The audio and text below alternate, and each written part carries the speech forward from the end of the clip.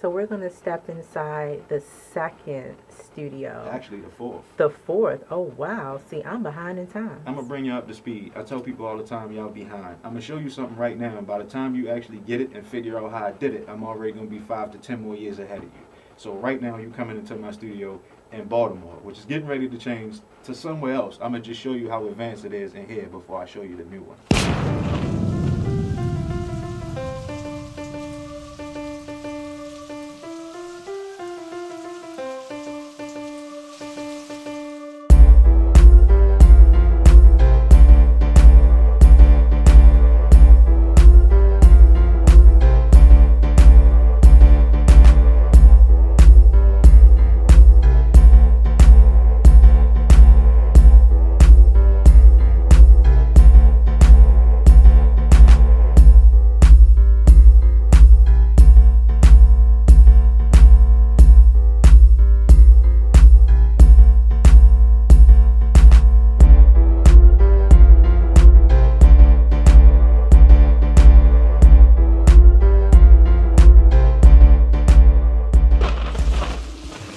Where's the Griff Man? What does he stand for?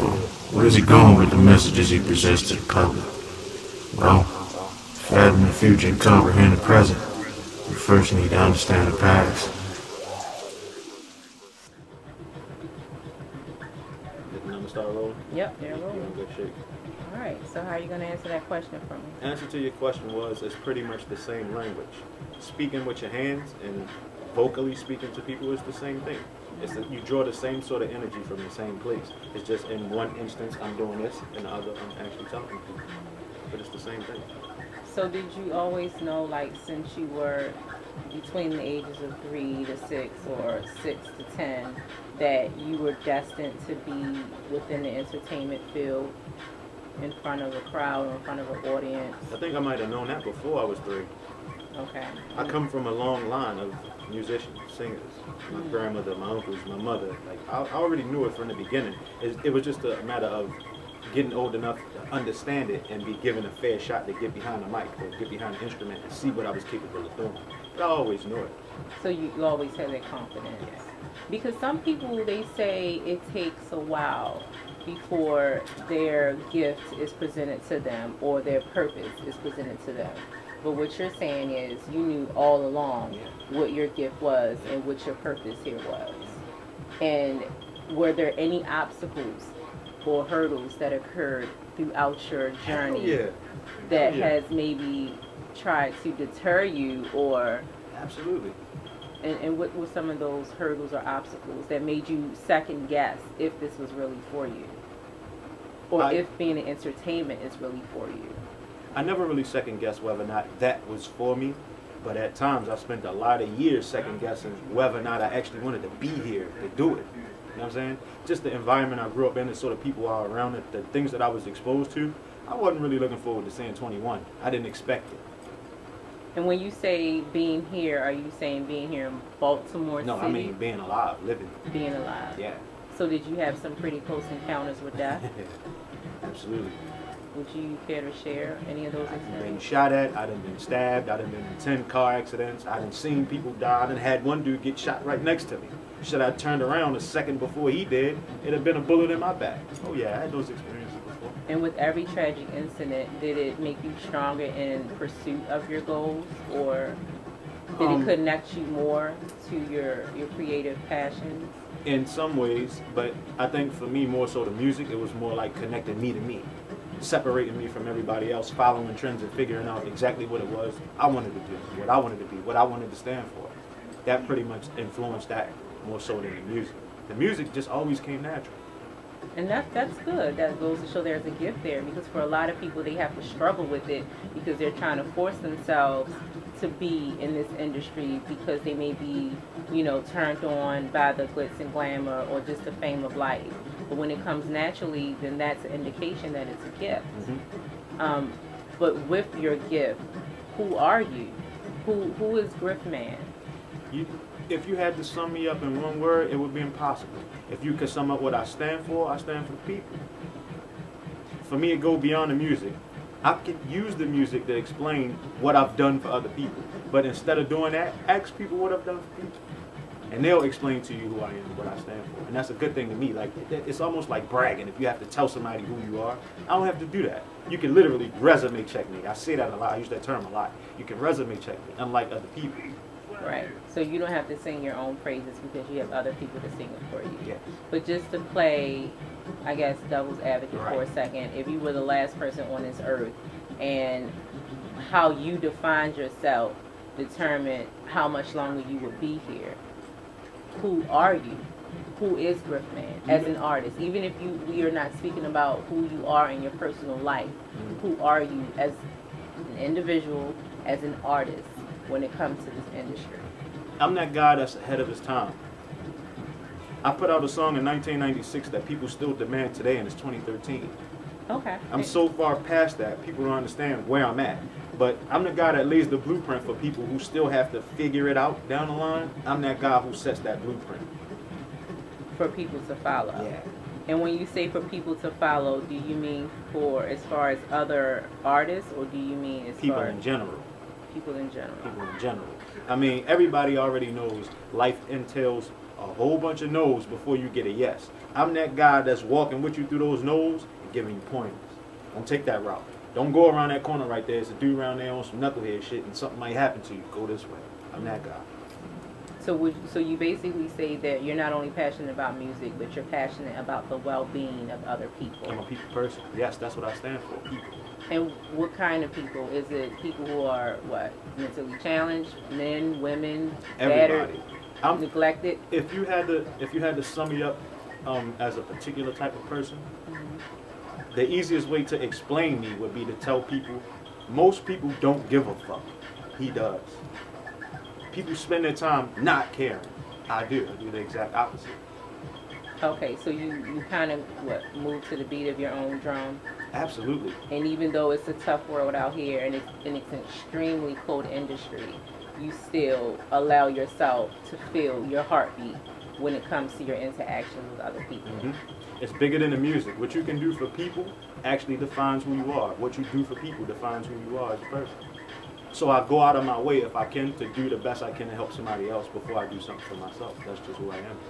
And would that be in your personal life, or would that be Personal even and within business. your business? Yes. Okay. And how, to what extremes in your business life have you gone in terms of helping people? Like, has it been something that may have jeopardized your career at some point? No, but there's been cases where I put my career on hold when I know I could have taken the opportunity and left certain things or certain people behind, but instead I gave other people those opportunities. There's people right now eating off this game because of me.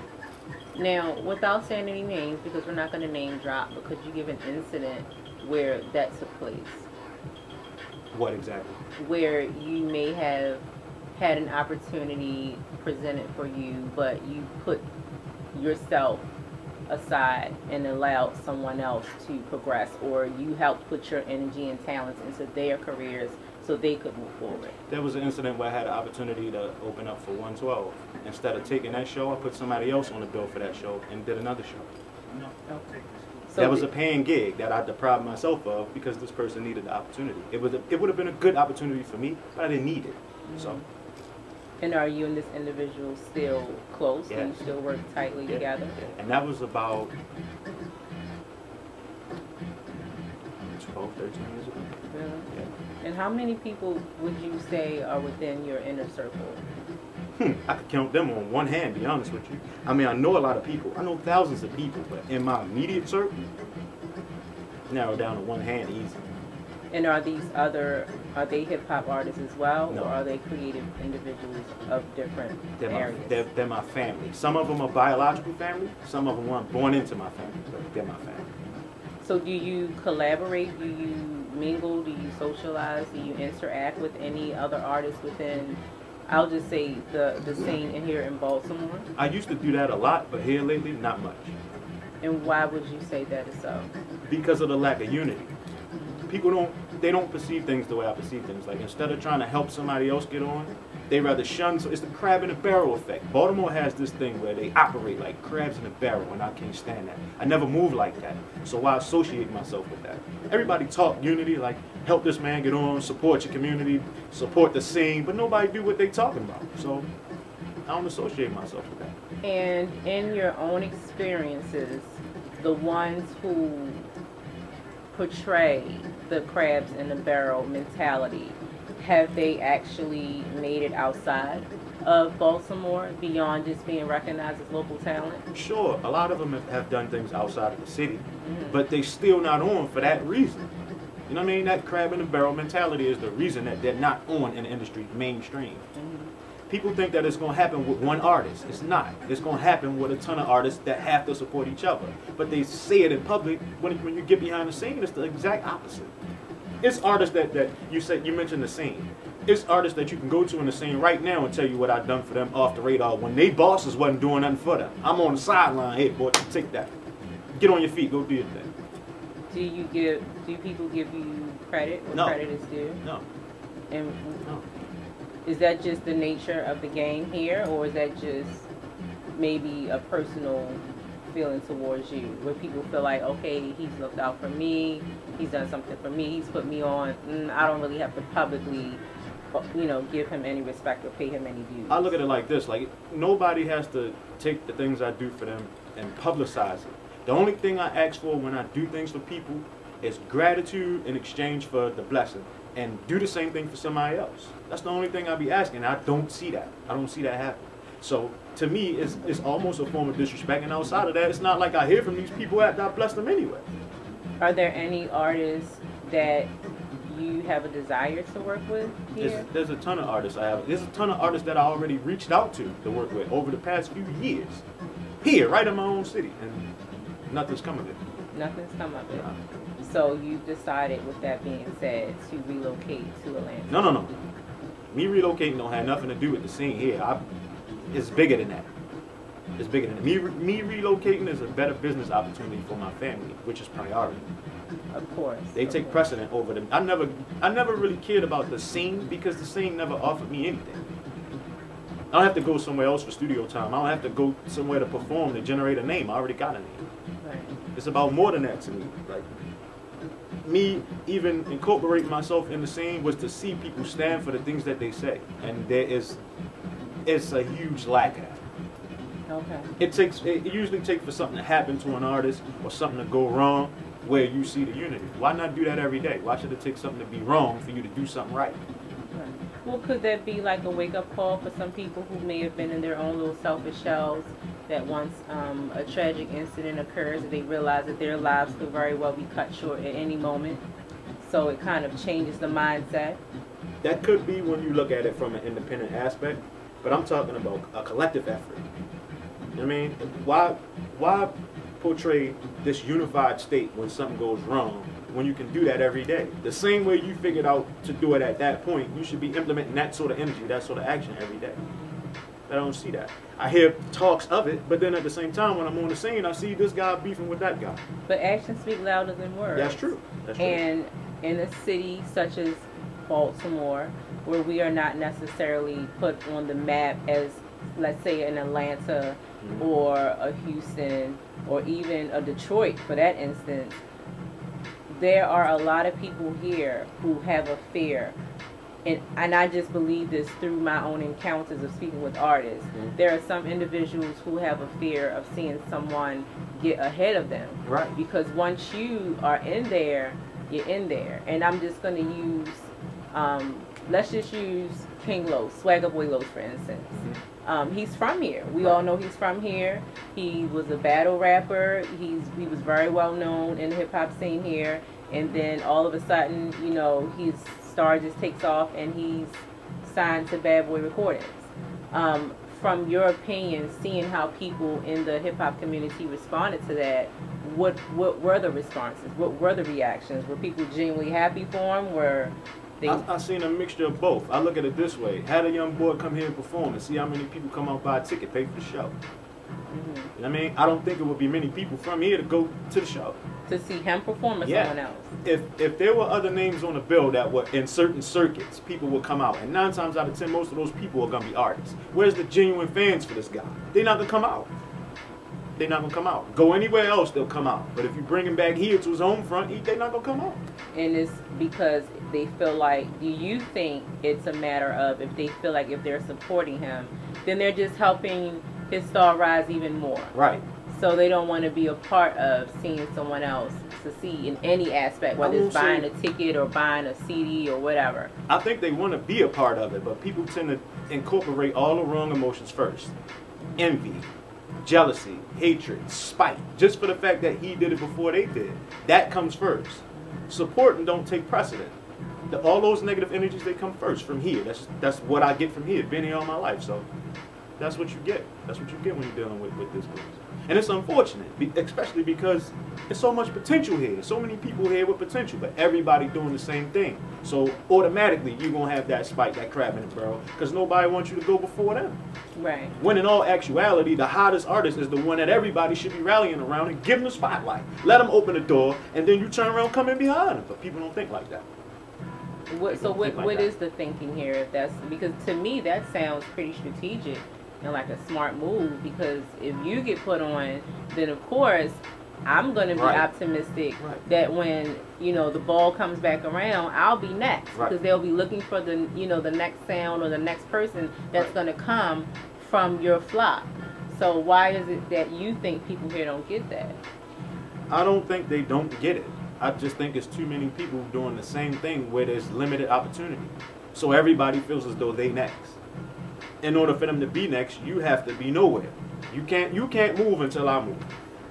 It's just like playing the block. It's the same thing like playing the block. But people don't understand the business. They see the hustle, but they don't understand the business. It would be smart business-wise for you to kick the door down using one person who's already hot, as opposed to trying to bring 10 people at one time. 10 people sponsor and support that one, let him through the door, and it's open. The game's open. People just, I guess it's a matter of personal envy and lack of business savvy. People don't really care about the business aspect. And that is very true, because a lot of artists think it's just about spending 17, 18, 24 hours in the booth and just making, you know, a variety of tracks, and just thinking because they're putting it on their Facebook or YouTube or MySpace that is the strategy. But in all reality, in the entertainment business, you're not the only one that's pursuing a career as a hip-hop artist. Right. There are millions of others. So when it comes to it, there has to be some type of logic. There has to be some type of strategy. There has to be an understanding of the business. And you are a hip-hop artist, correct? Right. So what is your strategy? I'm business first. I've always been business oriented.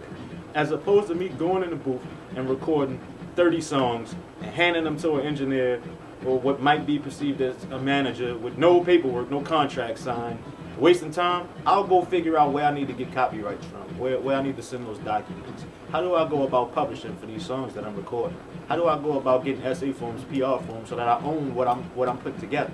I'm always about the business first. Once I get that in play, then I'll go in the booth and record. Because after that, I know I don't have to worry about nobody handling my business. I can do it myself when I'm done recording.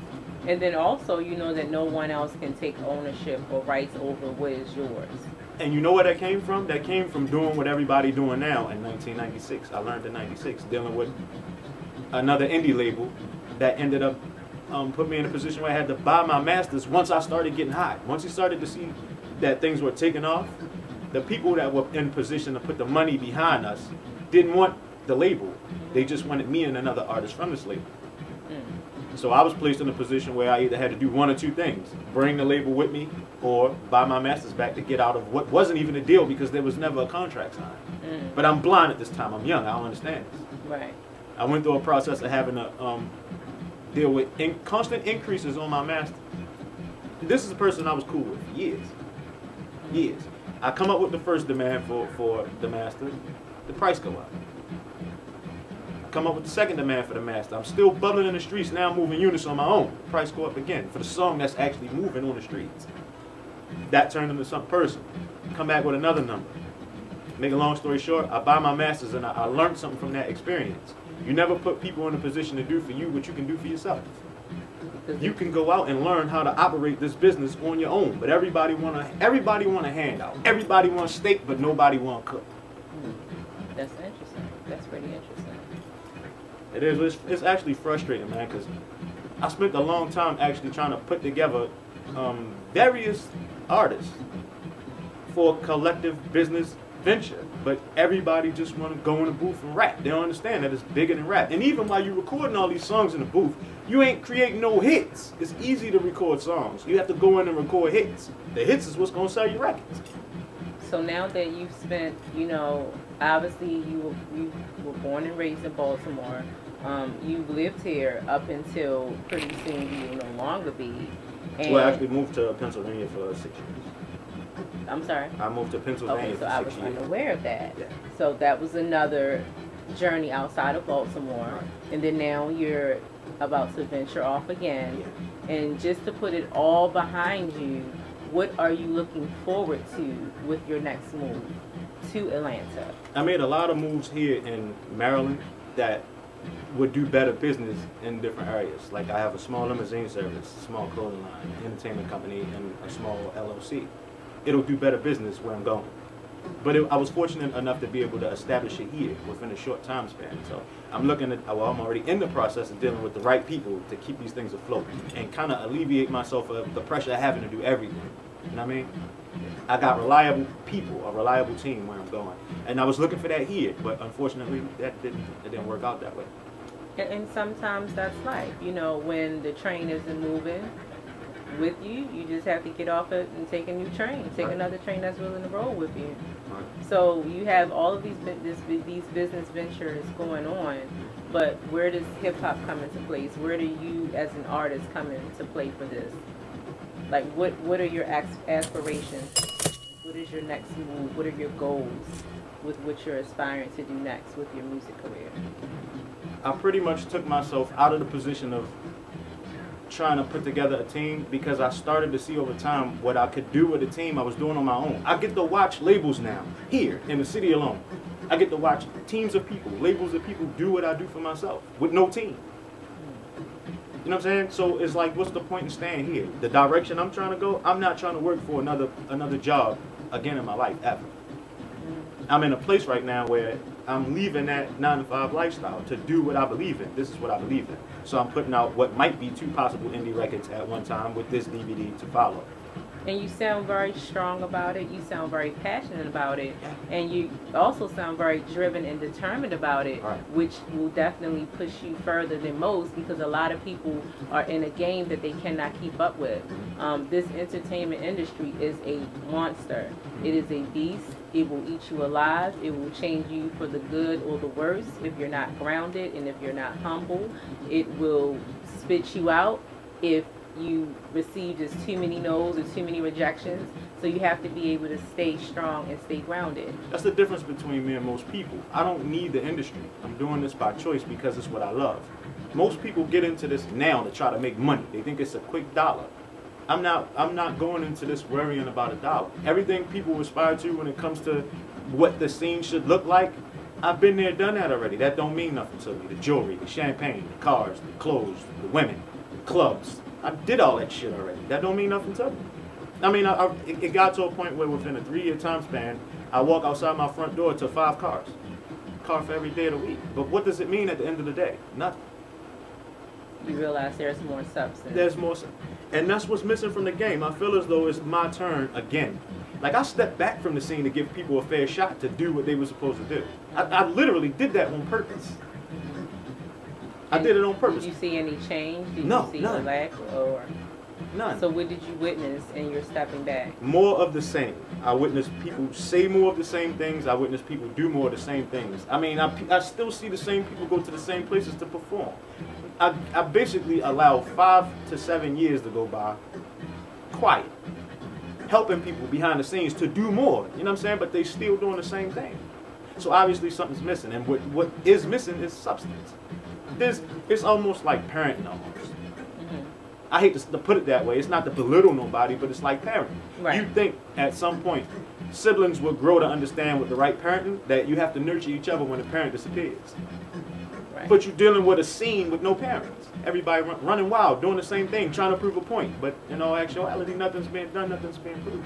There's just a lot of exhausted energy, which at the end of the day doesn't show any progression because you're still in the same place. Right.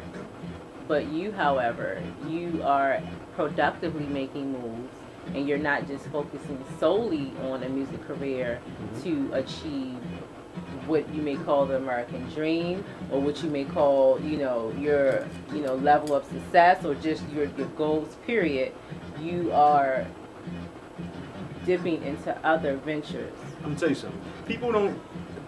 I reached a point in 2006, 2005, 2006, where I fully became aware of what the American dream is. What is that to you? What is the American dream to Griffman? You know what the American dream is to me? It's me. It's you. Nobody can predetermine just what you can attain for yourself in your lifetime. It's up to you. I was working for a temp agency, and I had the owner of this temp agency sit down with me and about 60 other people and tell us that the reason she is the American dream is because of us. She looked a group of people in the face that she was only willing to pay $10 an hour. No raises. Don't matter how long you work for this company, you don't get no raise. She looked us all in the face after we were the ones that she knew put in the work and basically spit on us. I'm here because of you. I am the American dream. No, you're not. You a goddamn lie. You just said yourself you're here because of us. Take an individual effort. If you set yourself up to believe the things you see fit for yourself, just like she did, who's to say that you can't determine whatever you see fit for you? So what you see fit for you, you obviously see fit to document. Right. Why is this? Because if I can do it, anybody can do it. I just think people need a blueprint to see that it can be done. And a blueprint on what? A blueprint for what? To be a successful hip-hop artist, to be an entrepreneur? A blueprint to specifically become self-reliant. That kind of blueprint. And it can be done. But people have to understand that it's a design. It works a certain way. First, you have to see it clearly. If you can see it clearly, that means you've already done it. You just have to physically catch up to what you see in your state of mind. In the midst of that transition, you have to alleviate certain things in certain people to make sure you stay focused on the goal. And at the end of the day, it can be done.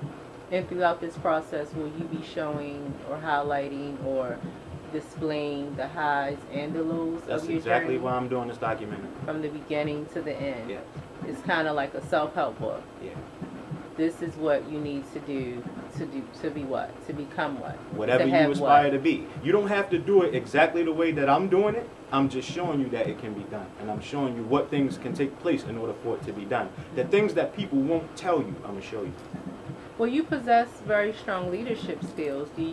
Have you ever thought that maybe your talents and your strengths can be used in other aspects of the entertainment industry besides as a hip-hop artist? Yes. I've been told I'd make a great politician or a teacher, and I ought to write a book. In a way, it's kind of the beginning stages for me taking that process into my own hands. But really what I want to do is, it's always been bigger than music. Like I see pardon my language, I see a lot of shit that I don't like, and it's all politics. You have all around people in positions of power. Even when you take that from government standpoints to musical standpoints, you can use the same, for instance. You go to these award shows, you see the same people. At the end of the day, you already know who's going to win the awards before it's even announced. Like, that's bad politics. The person to win the award should be the person who earned their fucking way throughout the course of them exposing their material to the general public. I'm the voice of reason. A lot of people ain't gonna like me, I know that, but I believe in things being done fair, just. And I don't see that. When I look around, I don't see that. And that's what certain people are put on this earth for, to speak up for what's being unfair or unjust, or to speak up for the voiceless. That's really what some of us are here to do, to serve as merely a voice.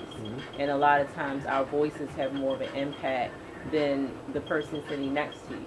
So that is a gift. If you have a gift of having a strong voice that can actually affect change or even make someone stop to listen, that's a gift. That's something I've always been fortunate enough to have. And it started with writing. Writing led to me doing this, DJing. I learned to speak to people through the music I played. Then I learned that after connecting with these people through the music, if I sat down and talked to them, for some reason, some way, shape, or form, I always managed to reach people. It's the equivalent of somebody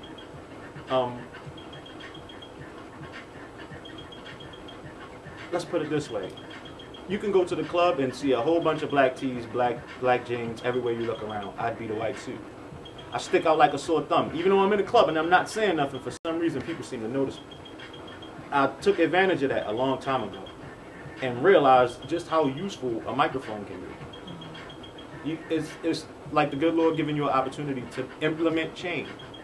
That's what I'm going to do when I pick up the mic, implement change. I might not be able to reach everybody one-on-one, but when I get behind that mic and expose the music to the public, they respond to the things that I say. Would you call yourself a conscious rapper? Like, I don't really get the feeling that you rap about trap all the time. Nah. So how would you describe your music? I wouldn't describe it as me being a conscious rapper, because that's not necessarily it. I'm not going to tell you everything's sweet. You know what I mean? Because it ain't. I'm going to tell you what the problem is, but at the same time, I'm going to give you resolution to the problem. I'm not just going to keep exposing you to the problem, because then I become the problem. I'm not doing nothing different. I'm not contributing to you getting away from what is potentially perceived as the problem. So I'm not a conscious rapper, but I'm a conscious person. So through being a conscious person, it translates into your music. And what are some of your latest albums or songs that you feel the world needs to hear, or if they heard it, it would change a lot of things, whether it be the local hip-hop scene here or even with your new life, so to speak, in Atlanta? Like, do you have any songs that are like game changers, and you know they are? Yeah, actually, just yesterday I wrapped up picking 30 songs out of easily a good 150 tracks. 160 tracks. I picked 30 songs. A lot of them are designed to break mainstream, to gain the attention. Once I get your attention and you figure out how to go about getting that album, the rest of the message is going to come to you. I just have to use the biggest outlet, which is a hit. You get the right hit in the right hand, it gets exposed to the right people. You get it to the right people, you give them access to your material, and then you give them the game on that material.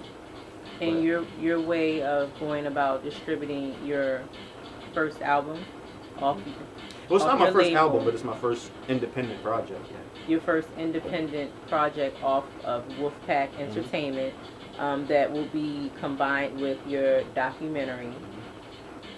You will distribute it how? I got a lot of resources under my belt right now, and I'm in the process of incorporating new management. So that's something I really can't go into too much detail about, but it's in the works. Okay. And that's fine. Everything doesn't have to be said in front of the camera. Right. But just to wrap it up, you started out as a DJ. You transitioned into a poet, and from there you evolved into a hip-hop artist. No.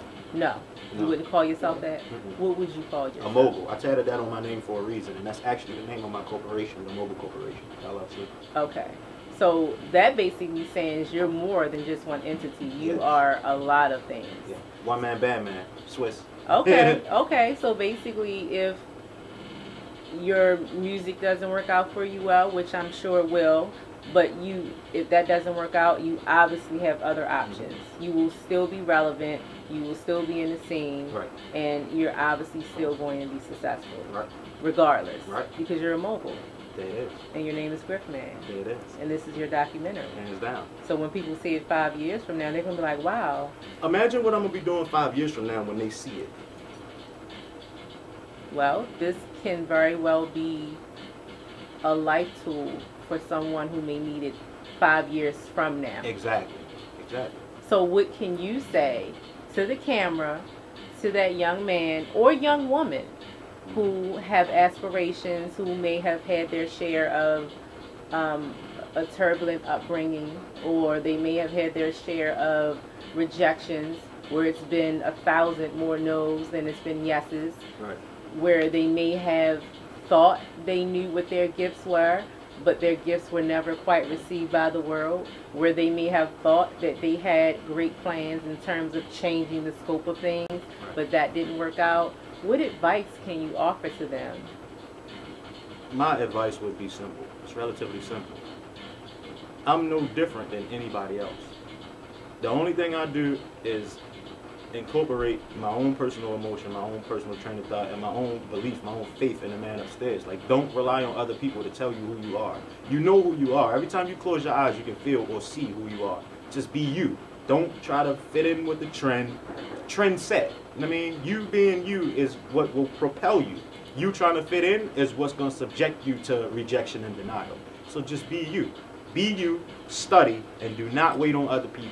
Do what works for you and seize the opportunities when they present themselves to you. Just be you. Simple deal. Do you believe that you only get one opportunity? No. I used to think like that. You get more than one opportunity, but it's two spectrums to view that. When you get opportunities, it's up to you to determine whether or not you're going to seize them. That's solely up to you. And if you don't get opportunity, you have to hold yourself accountable for creating opportunity. Don't just sit around and wait for things to fall in your lap. It don't happen like that. Sometimes you have to get off your ass and move in accordance with your own belief and make this shit happen. That's literally how I reached this point, by making things happen. No handouts. Ask around, ask anybody, whether it be sane, business-wise, ask anybody if they ever helped me do anything. They don't need to, because you're independent. You're obviously very, very determined, and you have a keen understanding of the direction you want to go in. So why would you sit around and wait for someone else to make your dreams come true when God has given you the strength? That's what I was just getting ready to say. Them yourself? That's what I was just getting ready to say. If you believe in God enough, it's nothing you can't do. That's where it starts. People put too much faith in man. And that's why the scene looked like it looked. It's too much faith in other people to do things for the artist as opposed to that artist handling things on his own. It's too much faith in man. Put your faith in God and do it yourself. And believe that God has a divine purpose for you, right. And you will get to that destination if you follow His will. Right. All right. Well, I think we've said it all. Have we said it all? That's up to you. We can do this all day. And all night? Yeah. Come on now. We got to get to Atlanta soon, right? Hey. We want to leave some tape left for Atlanta? Oh, we got enough cameras. Okay. Okay. Well, we're going to sign off for now. Cool. Part 2 coming soon. Right. Griff Man. Appreciate it. No problem. It's been fun. Wave to the camera. We got to wave to the camera. Salute. Now. See y'all in a minute, man. Roger that. Now, when I say this is top notch, this is not basement boogie. Right. Ladies and gentlemen, this takes not only money, but it takes vision and it takes effort. Right. And are those called foam pads on the wall? Yeah. And these aren't the ones that you get out the boxes when you get a television. You got to spend a couple hundred to a couple grand. You have to. You have to. So let's just take a look. Let's just scroll back. And they're called foam booths, right? Mm-hmm. Check this out.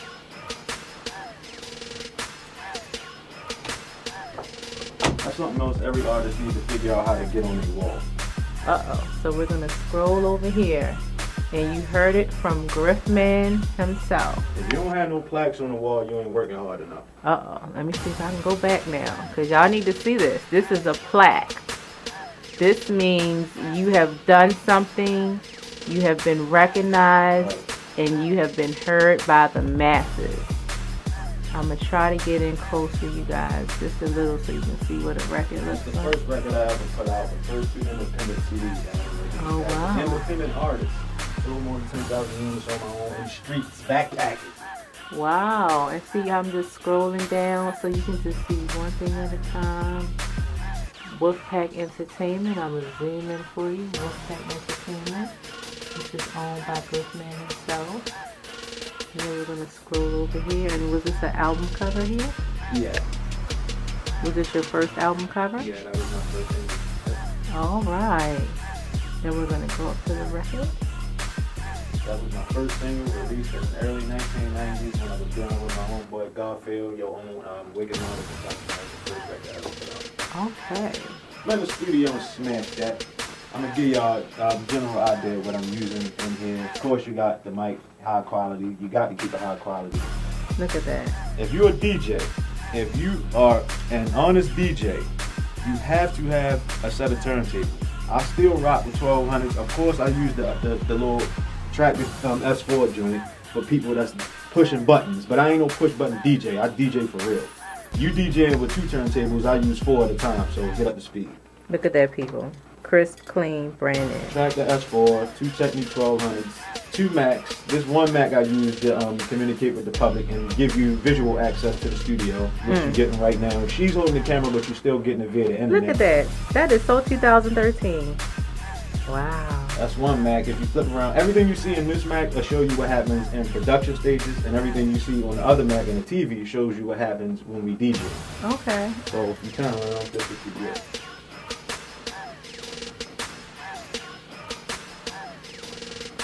You get the same visual from here, so you can actually see the whole studio 360.